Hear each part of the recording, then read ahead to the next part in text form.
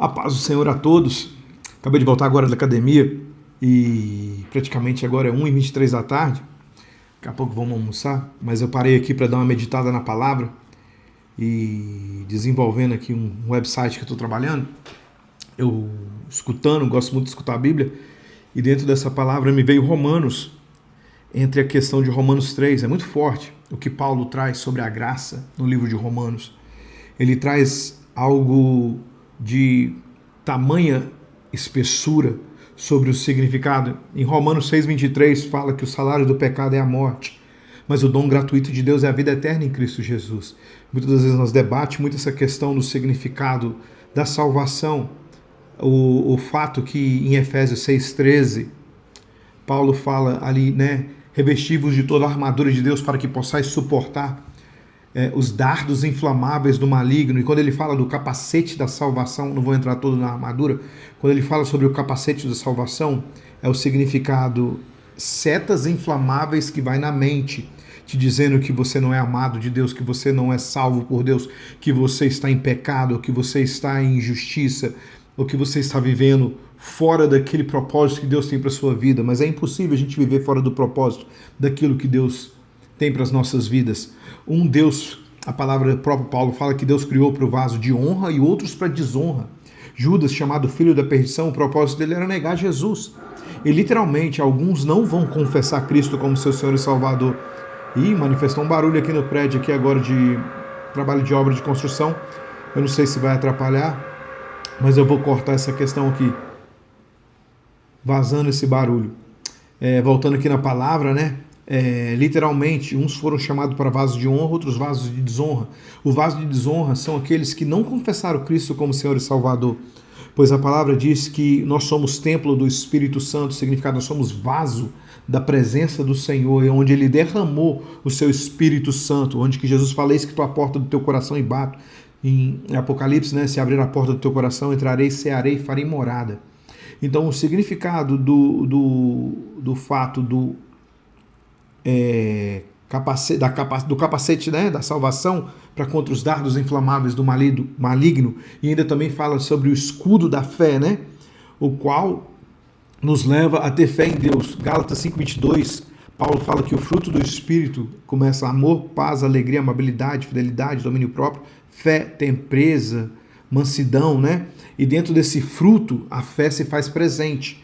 E a fé é o que nos leva no Filho de Deus, através do batismo, através de receber Cristo Jesus como seu Senhor e Salvador. O Espírito Santo começa a manifestar esse trabalho da fé em nós.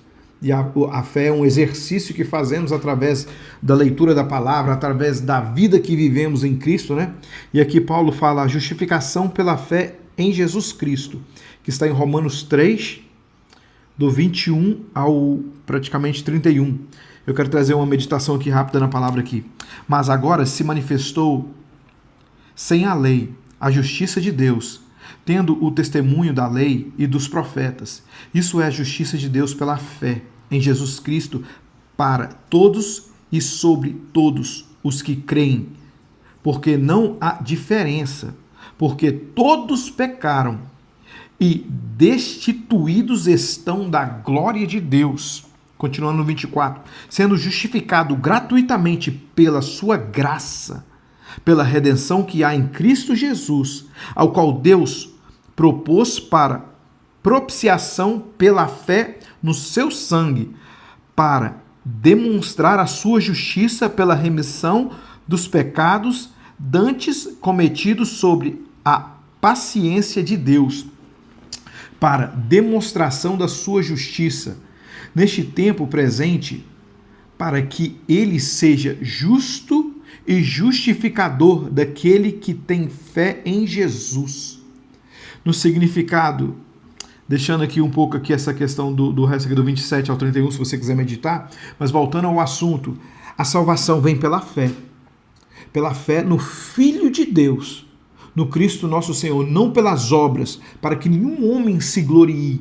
O significado, a obra que atuamos em nós, que é a presença do Espírito Santo, a qual nos leva a não pecar, porque a palavra própria diz em João 1 João, fala se dissermos que não temos pecado, fazemos de Deus mentiroso.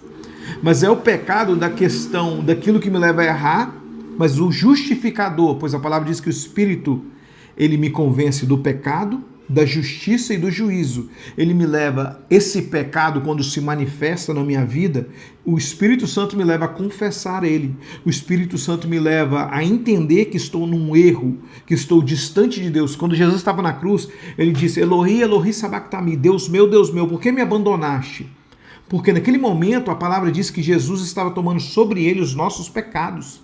O castigo que um dia nos tirava da paz estava sendo literalmente posto sobre ele. Então ali na cruz Jesus falou, né? Pai, por que me abandonaste? Muitas das vezes nós distanciamos de Deus pelo fato da consequência do pecado. Davi traz uma questão no Salmo 51, ele fala assim: o que agrada a Deus é um espírito quebrantado. Literalmente ele fala que agrada a Deus é um espírito contrito e quebrantado.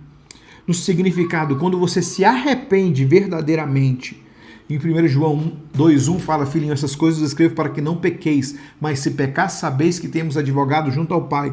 Quando a gente consegue entender a convicção do arrependimento, né? Por isso que João pregou o batismo do arrependimento. Arrependei-vos porque é chegado o reino. Essa foi a proclamação de João. Então, o batismo do arrependimento nos leva a se arrepender. Quando a gente nos reconhecemos que estamos errados diante da presença de Deus e confessamos o nosso pecado, a palavra diz em 1 João 2,1, fala que ele é fiel e justo para nos perdoar e nos apresentar irrepreensível mediante a sua glória. Então, a justificação do homem do pecado é a fé no Filho de Deus. Pois a palavra diz: se credes no Senhor Jesus Cristo, será salvo tu e a tua casa. Então, creia que Deus te justificou e te limpou, te purificando de todo o pecado através do sangue do Cordeiro. Quando Abraão falou, quando Isaac perguntou a Abraão onde está o cordeiro do sacrifício, né? Deus proveu o cordeiro do sacrifício. E João, quando viu Jesus vindo a caminho das águas, eu sempre trago essa palavra, porque ele falou: eis o cordeiro de Deus que tira o pecado do mundo. Então nele não há condenação de pecado. Não significa que o pecado não vai estar presente. O pecado ele sempre vai estar à porta, é a sedução do inimigo contra a nossa alma. Mas se ainda viermos tropeçar, em Judas fala que aquele que é poderoso para guardar os nossos pés de tropeçar e nos apresentar irrepreensível mediante a sua glória, Jesus pode nos livrar do pecado, ou literalmente, se viermos cair, ele é fiel para nos perdoar do pecado. Então guarda isso com você, confessando o teu pecado ao Senhor, ele é fiel e justo para te perdoar. Não peque, pecado é mal, saia fora do pecado, fuja da aparência do mal. Busque ao Senhor, resista ao diabo, e a palavra do Senhor diz que ele fugirá de vós. Amém? Então você é justificado pela fé, não pela lei, não pela aquilo que você faz, mas aquilo que Deus fez por você. Que a graça e a paz do nosso Senhor Jesus Cristo esteja sobre sua vida. Ótimo dia!